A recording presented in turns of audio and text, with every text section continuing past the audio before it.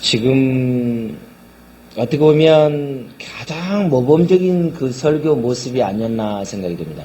오늘 스데반 집사님은요, 이 설교를 하실 때 어떤 설교를 했냐면 성경 구절을 이야기했어요. 그러니까 구약 성경을 그대로 읽어감으로 통해서 알려줬는데 그 말씀을 듣는 사람은 어떻게 됐습니까? 찔린 거죠. 그런 부분이 됐습니다. 오늘 스데반의 설교, 바로 지금 이제 오늘 성경 37절을 여러분들이 여기 PPT에는 안 나오지만 여러분 37절과 38절을 제가 읽어드립니다. 이스라엘 자손에 대하여 하나님이 너희 형제 가운데서 나와 같은 선지자를 세우리라 하던 자가 곧 이 모세라. 시내산에서 말하던 그 천사와 우리 조상들과 함께 광야교회에 있었고 또 살아있는 말씀을 받아 우리에게 주던 자가 이 사람이라. 광야교회에 대해서 앞에서 계속 이야기가 나와요. 그래서 여러분이 오늘 말씀을 듣기 전에 광야교회를 기억하시고 지금 앞에 내용들이 지금 계속 다 안 듣는 상태에서 여러분들이 51절로 들어가기 때문에 잘 이해가 안 될 수도 있어요. 그러니까 그 부분을 잘 생각하시면서 따라오시면 될 것 같아요. 그 예루살렘 성전과 이스라엘의 그 무리들은 하나의 교회로 지금 말씀하고 있다는 것이죠. 그래서 그 교회가 지금 그릇가고 있는 것을 뭐하고 있죠? 스데반 집사가 경고하고 있는 거예요. 무슨 교회를 이야기하면서요? 광야교회를 들어서 말씀하고 있는 거예요. 광야교회를. 예수님을 십자가에 못 박았다는 사실과 이스라엘 백성이 모세를 죽이려고 했다는 그 사실을 지금 계속 같은 맥락으로 오늘 본문에서 이야기하고 있습니다.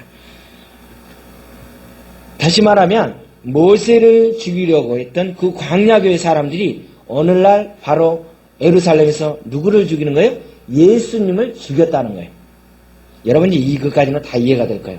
그뿐 아니라 예수님을 죽이고도 모자라서 누구를요?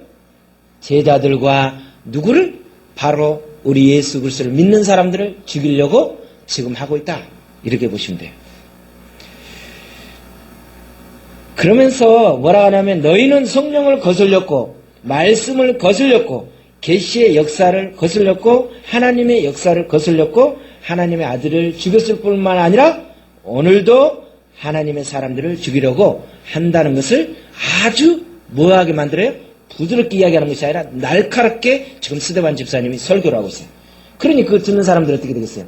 굉장히 불편하죠.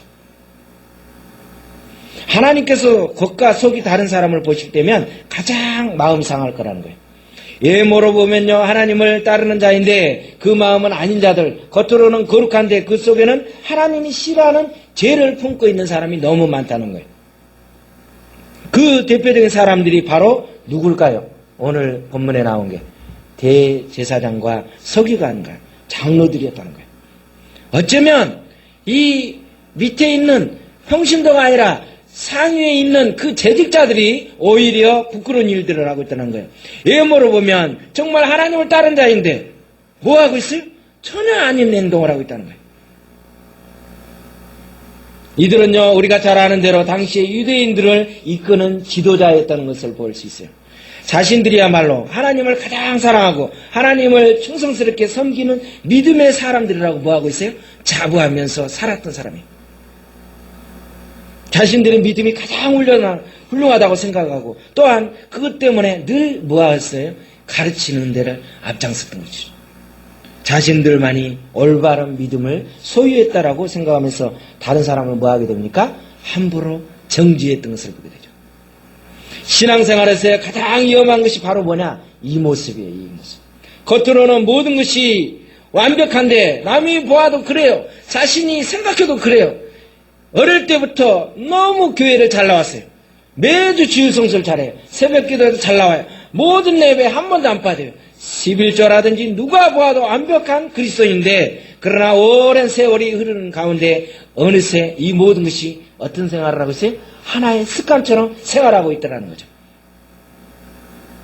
그러나 속은 변화되지 않는 거예요. 어느새 자신도 모르게 하나님을 멀리 떠나 있다는 거예요. 이것이 가능한 일이냐는 거죠. 얼마든지 가능하다는 거예요. 성경은. 놀랍잖아요. 나도 모르는 사이에 그렇게 될 수 있다는 거예요.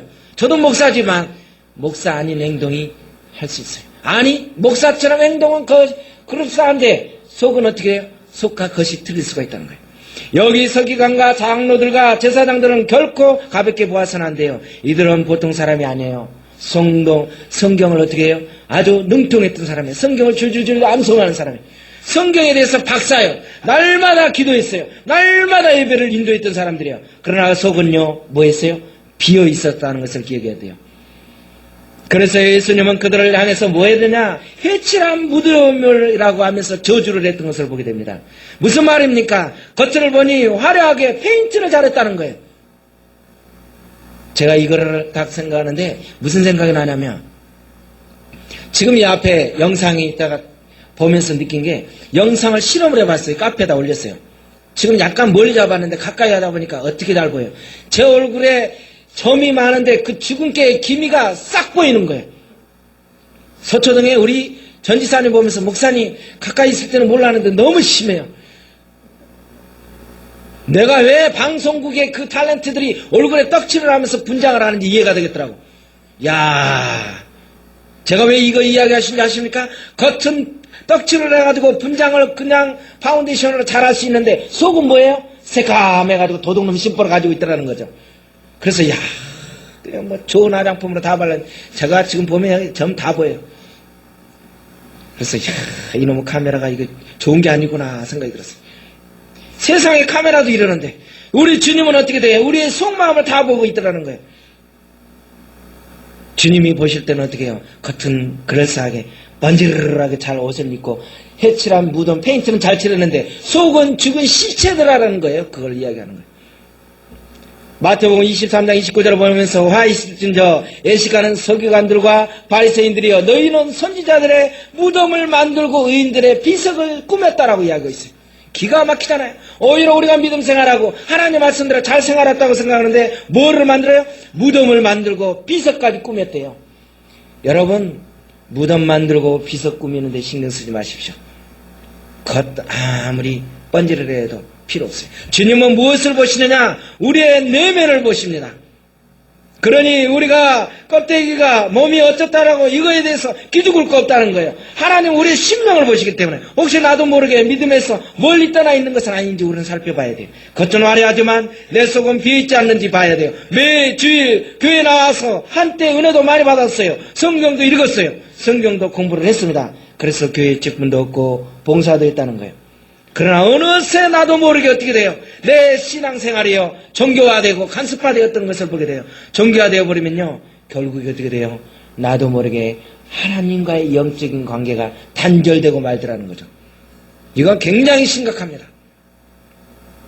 사도행전 7장 2절에서부터 53절까지는요 스데반의 한편의 긴 설교예요. 이 온고만 가지고도 엄청나게 많은 설교할 수 있는 양이에요.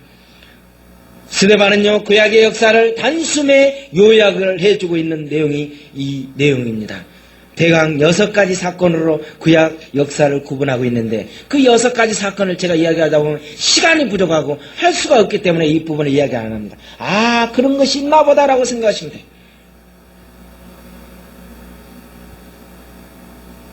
스데반은 사도행전 7장에서 수많은 구약의 역사를 한 장에 요약하면서 주제를 잃지 않았던 것을 보게 돼요. 그곳에는요 반복되는 주제가 계속 나타나고 있습니다. 저 멀리서도 시작된 주제의 곡은요 점점 설교의 결론에 다가오면 올수록 더 크게 나타나는 것을 보게 됩니다. 너무나도 간단한 이 핵심의 오늘 본문의 핵심의 주제가 뭔지 아십니까? 순종과 불순종입니다. 다른 거 필요 없어요. 순종과 불순종을 이야기하고 있어요. 믿음과 불신앙입니다. 인류의 역사가 수많이 진행되었지만 수많이 지금 진행되고 스데반이 이 두 가지를 주제로 역사를 분류하고 있어요. 순종이냐 불순종이냐 하면서 그 예화를 계속 들면서 성경을 읽고 있는 것입니다. 아브라함은요 무슨 사람입니까? 순종의 사람이었어요. 아브라함이 순종할 때 순종하기 쉬운 환경에 놓여 있었습니까? 아니었다는 거예요. 순종하기 쉬운 명령이었냐는 거죠. 아니었어요. 어려운 환경과 명령이었던 것을 보게 됩니다. 참으로요 하나님께서 그 아브라함이 정들었던 곳을, 그 정들었던 고향을 떠날 수 없는 환경을 뭐라고 하십니까? 떠나라고 하신 거예요. 그 어려운 명령을 아브라함은 순종했다고 성경은 말하고 있어요. 왜요? 하나님을 믿었기 때문에. 하나님을 믿었기 때문에. 저와 여러분이요, 순종할 수 있는 것은 하나님을 믿는 믿음이 있어야만이 가능합니다. 이게 없으면요, 우리가 할 것 같지만 그러기 못해요. 너무 이론적으로 잘 알아요. 우리가 믿음이 있느냐 없느냐는 내가 순종하고 있느냐 순종하지 않고 있느냐, 내가 얼마만큼 하나님 앞에 따르고 있느냐. 부분적으로 순종은 순종이 아니라고 그랬어요. 99.9%도 순종이 아니에요. 100%의 순종이 순종이라고 그랬어요. 우리는 어느 정도 일부분만 순종하면서 순종했다고 생각하는데 하나님께서는 그걸 요구하는 것이 아니라 100%를 요구하고 있어요. 1%만 부져도 하나만 부족하면 끝나는 거예요. 창세기는요, 순종의 사람만 있었던 것이라고 말하지 않아요. 거기에는 불순종의 사람들이 있었다고 이야기하고 있습니다. 누구입니까? 이스라엘 백성들의 믿음의 조상 신분을 가진 10형제가 요셉을 시기해서 아버지를 속이고 이스마엘 사람들에게 요셉을 은 20개 팔았다라고 이야기하고 있어요. 믿음의 조상 신분을 가졌던 12명 가운데 10명이 불순종했다고 스데반은 지적하고 있어요. 또 다른 예화는 뭡니까? 출애굽 이야기를 하고 있는 것을 보게 됩니다. 모세는 하나님 앞에 순종했습니다. 그래서 이스라엘 백성들을 데리고 출애굽을 했어요. 그러나 무엇을 이야기합니까? 그 출애굽한 사람들이 하나님께 불순종한 것을 보게 됩니다. 하나님을 원망하고 서로 불평하고 모세를 돌로 쳐 죽였어요. 쳐 죽이려고 했어요. 모세가 십계명을 받으려고 간 사이에 어떻게 됩니까? 그 사이에 참지 못하고 또 금송아지를 만드는 사건이 나타납니다. 그러나 오늘 스데반의 설교지를 잘 이해해야 돼요. 스데반이 지금 말씀하고자 하는 것은 그의 핵심이 다름 아닌 뭐라고요? 불순종의 사건들이 과거에만 있었던 것이 아니라는 거예요. 참 재밌어요. 저는 이거를 보면서 그렇구나. 과거에만 있어요. 아니, 이 시간도 있어요, 우리가.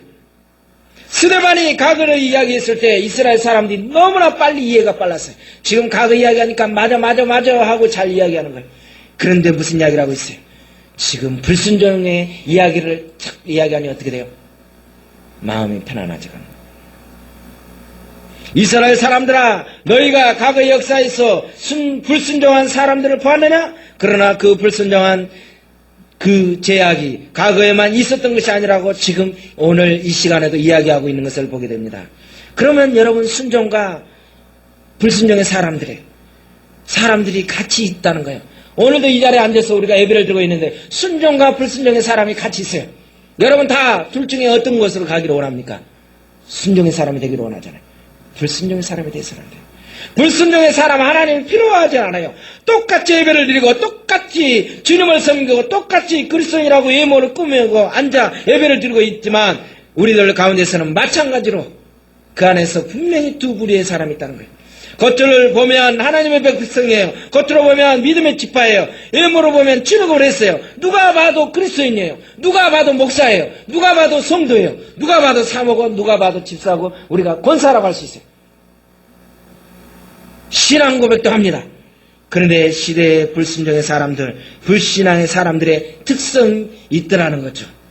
그 내용은 오늘 우리는 살펴보려고 합니다. 그 사람들이 어떤 일들을 했느냐? 바로 첫 번째로 보니까 성령을 거스렸다라는 거죠.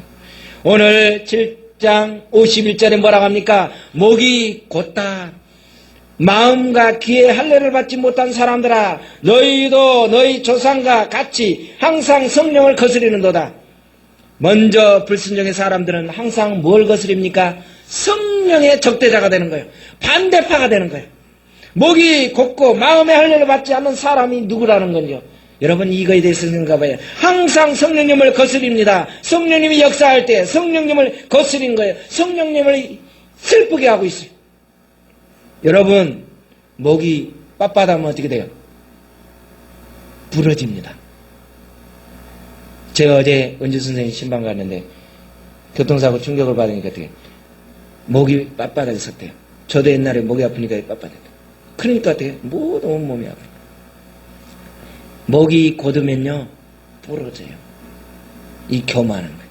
하나님은요 광야의 이스라엘 백성들을 향해서 목이 곧은 백성들, 목이 뻣뻣한 백성들이라고 책망하고 있어요. 목에 힘주지 마세요. 힘을 빼십시오. 힘줘봐야 토끼 핏대 올라가고 좋지 않으세요. 하나님은 교만한 자를 물리치시고 겸손한 자에게 은혜를 주시는 거예요. 또 무슨 이야기가 나옵니까? 할례에 대해서 나와요. 하나님과 아브라함과 맺은 언약의 표라는 거예요. 즉 하나님이 그들의 하나님이 되시고 그들을 하나님의 소유된 백성임을 나타내는 증표가 되는 것을 말할 수 있어요. 그러나 이스라엘 백성들은요, 할례의 의미를 잊어버리고 형식만을 강조했어요. 여러분, 이 할례에 대해서 우리는 너무도 수없이 많이 들었어요. 교회 다닌 사람이라고. 할례가 뭡니까? 남자들의 거시기를 잘라내는 거예요. 거시기라는 것은 아는 사람은 다 알 거예요. 그걸 잘라내는 거예요. 그러니 어떻게 해요? 이스라엘 백성들이 난지 8일 만에 남성의 끝을 잘라내는 그 모든 외행적인 행습을 다 하다 보니까 그 증표에 대해서 너무 형식을 잘 알고 있어요.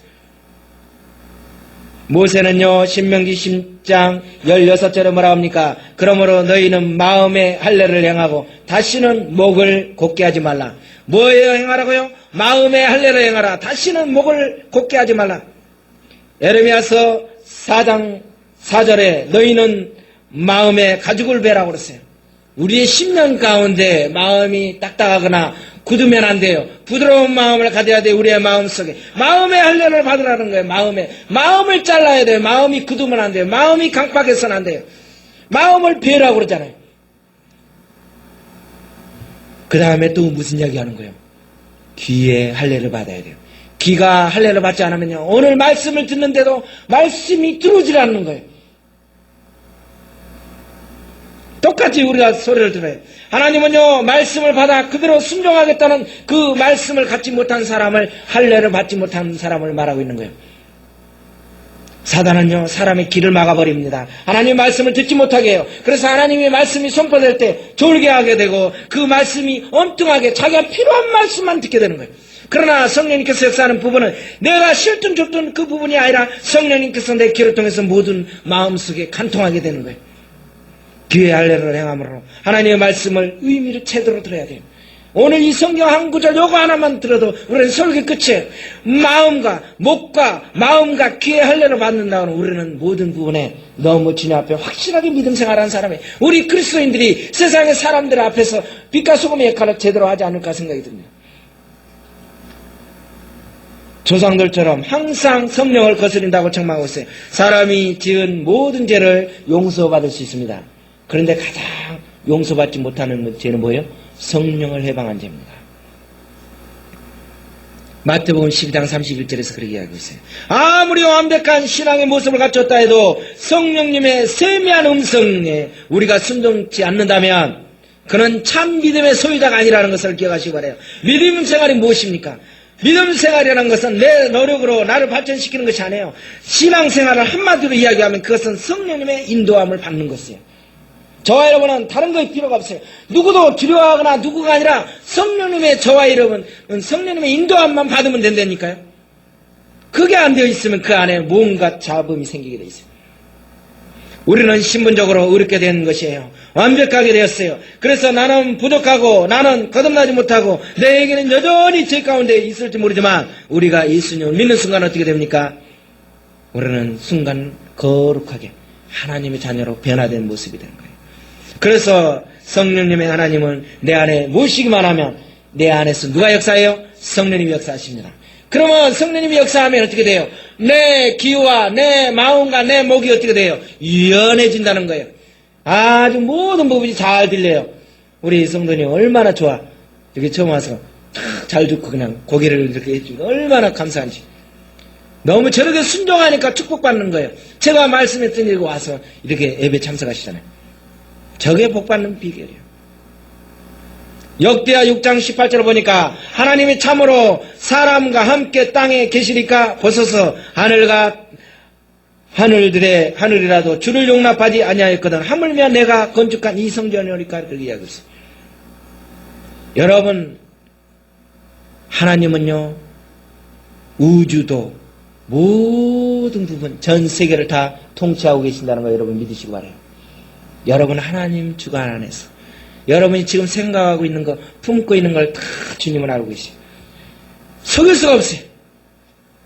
성령님이 하나님이 우리 안에 거하시기만 하면 성령님께서 정말 역사하면 정말 내가 팔짱 끼고 남모른 채 하고 어떻게 있을 수 있냐면요. 성령님이 내 안에 임재하는데 내가 뜨거운데 어떻게 가만히 있을 수 있냐고. 움직이게 되어 있는데 참 믿음의 사람은요 성령의 인도함을 받는 사람은 어떻게 돼요? 거기에 성령님께 굴복할 수밖에 없어요. 도저히 참을 수 없는 말을 듣고도 성령님이 참으라고 하시면 우리는 참아야 돼요. 아무리 작은 잘못을 범했어도 성령님께서 그 잘못을 지적하면 자복하고 내게 당장 손해가 발생하더라도 성령님께서 시키는 순종을 우리는 깨닫게 됩니다. 제가 아까 운전하면서 오산에 가면서 참 눈시울이 뜨겁더라고요. 성령님 그렇군요. 그러면서 이게 눈시울이 뜨겁게 가는 거예요.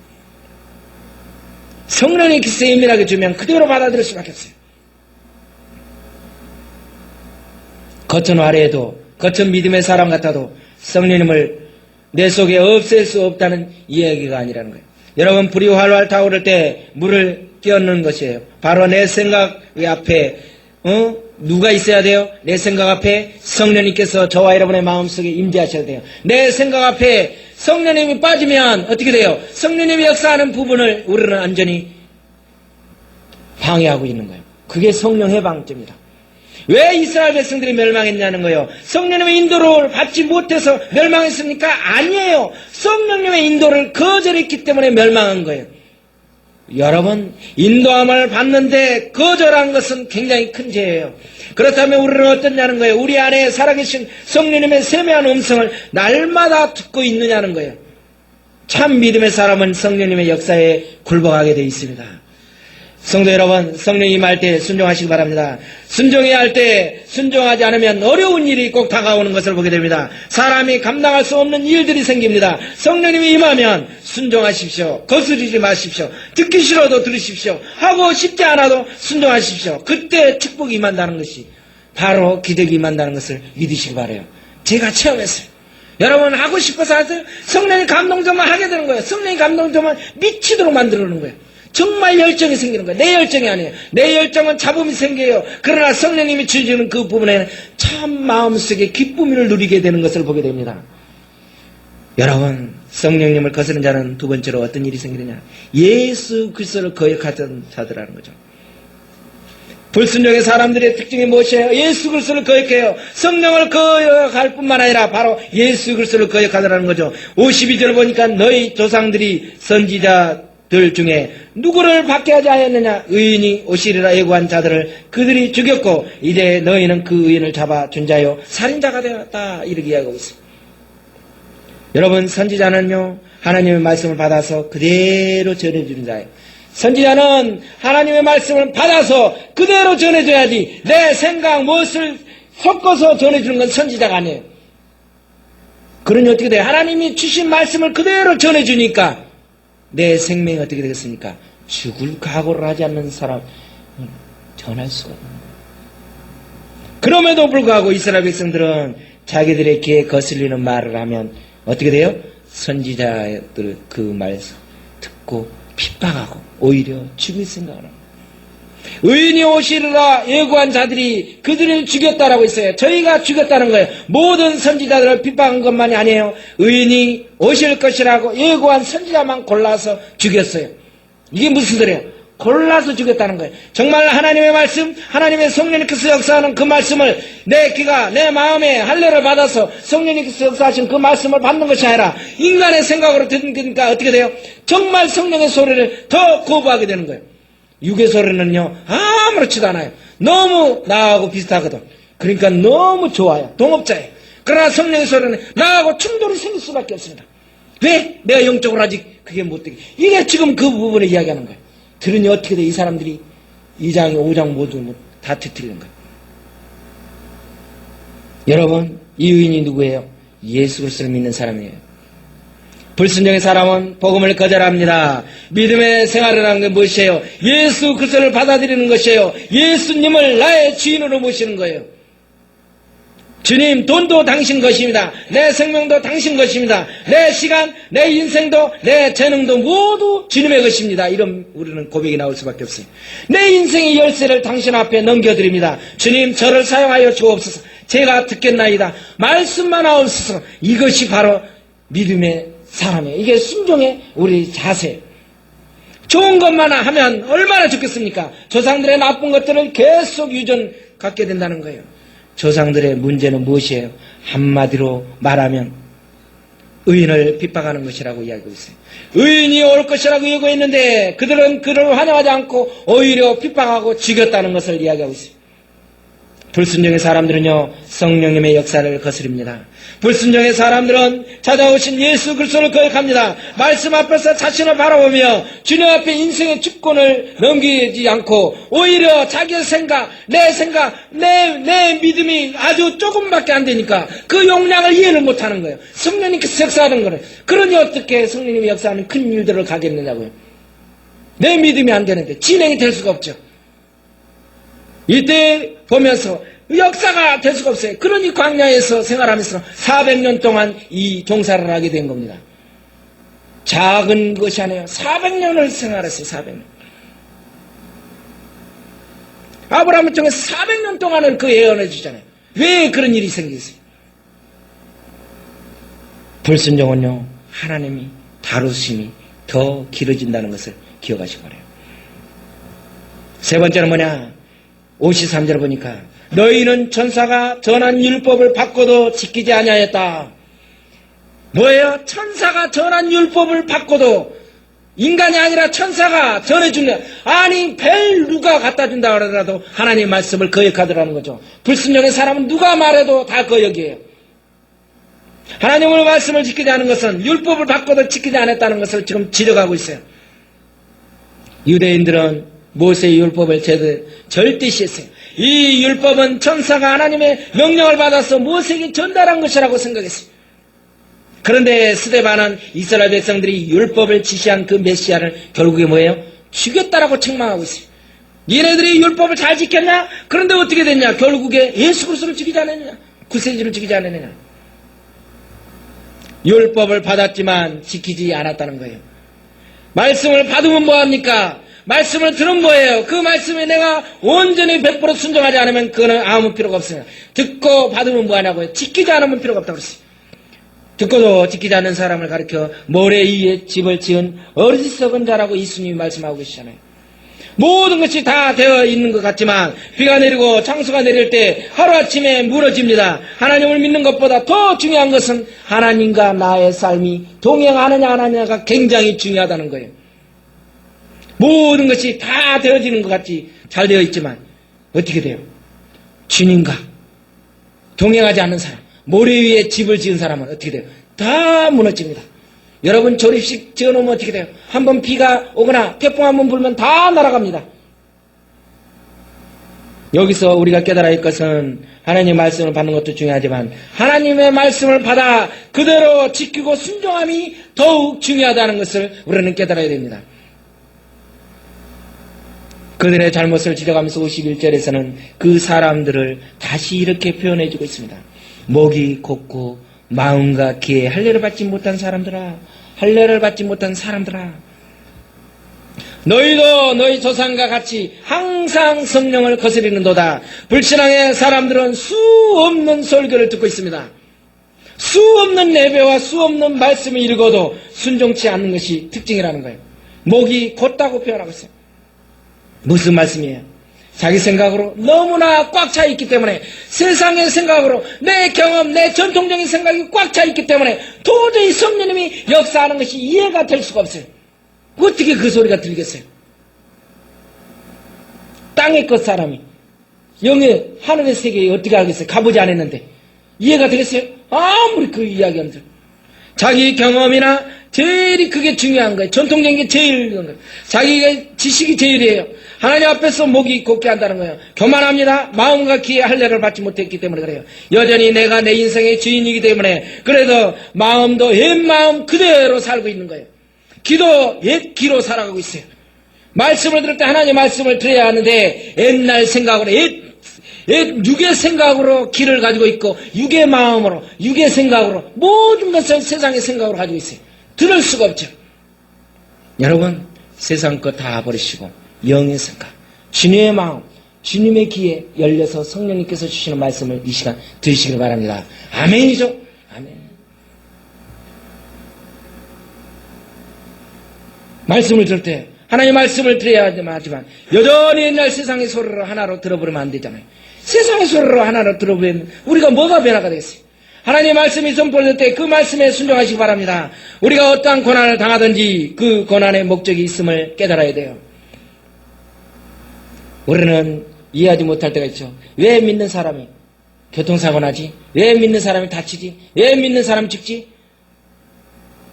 어떻게 해요? 하나님의 선하심의 뜻이 있다는 걸 아세요. 그로 통해서 또 다른 그 하나님과의 다르심을 있다는 것을 아세요. 우리는 왜 고난을 당하는지 그 이유를 모릅니다만 하나님께서는 분명한 목적이 있다는 것을 우리는 잊어서는 안 돼요. 광야는 무슨 장소입니까? 광야는 훈련 장소입니다. 훈련은 각계전투에 각계전투. 박박 끼는 거예요. 인정사정 봐주지 않습니다. 막 총 쏘면서 죽든지 말든지 인정사정 봐주지 않아요. 광야는 분명코 출애굽 장소입니다. 하나님께서는 저들의 정신에 박혀있는 애굽의 것을 세상에 때묻어 있는 것을 완전히 성격, 문화, 잠재의식, 저들의 종교적인 습관까지 모든 걸 어떻게 돼요? 광야에서 다 벗기기 위한 작업을 하는 거예요. 그게 어떻게 돼요? 수백 년 동안 작업을 하고 있는 거예요. 이 때묻은 부분이 안 되어 있으면 하나님의 때가 역사가 일어나지 않습니다. 모세가요 하나님 앞에 부름받을 때는 어떻게 됐어요? 40년 동안 훈련받고 나서 광야의 때묻은 생활이 변화됐기 때문에 그 다음에 간 거예요. 그 예를 바로 이야기 앞에 전해서 모세에 대한 이야기가 나오고 있는 거예요. 광야교회는 하늘나라 백성의 자질을 만들어가는 우리가 예비된 하나님의 자녀로 만들어가는 훈련 장소라는 걸 기억하시기 바라요. 그렇다면 우리가 이 지상의 교회가 어떻게 되겠어요? 완전한 교회예요? 불완전한 교회입니다. 문제가 돼요. 여기서 어떻게 돼요? 우리의 그 훈련을 잘 받아가야 된다니까요. 그렇지 않으면 문제가 돼요. 왜 교회에 다니는 사람이 저러지? 왜 교회가 이상하지? 당연한 거예요. 광야교회니까. 완전한 교회가 아니에요. 천상의 교회를 가야 돼요. 저 나라 위에 올라가기 전에는 지상에 있는 교회는 다 문제가 생겨요. 행정적으로 모든 부분에 어떤 것은 다 잡음이 생기게 돼 있어요. 그리스도의 신앙생활을 하고 훈련하는 현장의 장소라는 것을 기억하시기 바라요. 여러분은 얼마나 철저하게 자기 부정을 하고 얼마나 깨끗하게 출애굽을 하고 있는지를 생각해 보시기 바랍니다. 우리의 심령은 하나의 교회입니다. 마음의 성전은 하나의 교회예요. 여러분의 마음속에 아직도 애국적인 요소가 예수 극간이 있다고 하면 아직도 우리는 어떻게 돼요? 멀었다라고 보시면 돼요. 하나님께서는 이를 지워버리시기 위하여 때로는 질병을, 때로는 실패를, 때로는 고통을 내리십니다. 애국적인 요소를 깨끗이 지우기 위하여 하늘나라를 지향하도록 만들기 위해서 저와 여러분은 어떻게 돼요? 순간순간 많은 훈련들을 시키고 있는 것을 여러분들 아셔야 돼요. 우리는 그거는 몰라요. 그래서 어떻게 해요? 하나님과 나와의 관계 속에서 그 많은 수많은 관계를 그 훈련을 되어지는 것은 하나님의 다루심은 개인만이 할 수 있어요. 누구도 말할 수 있어요. 그러니 어떻게 돼요? 왜 저 사람이 교통사고 났지? 왜 저렇게 어렵게 살지? 지지리도 못 났다? 왜 안 되지? 라고 말할 수 있겠어요? 없겠어요? 우리는 말할 수가 없어요. 우리는 오늘 이 말씀을 기억하시면서 하나님, 성령께서 역사하시는 부분이 무엇입니까? 우리에게 주신 말씀이 무엇입니까? 목과 마음의 귀에 할례를 받아서 성령께서 역사하시는 그 부분을 온전히 순종하고 그 말씀대로 따라간다 그러면 성령께서 역사하는 그 부분 또한 광야 생활의 그 생활 속에서 훈련되어진 그 훈련을 잘 받아야 돼요. 훈련은 받지 않으면 않을수록 어떻게 돼요?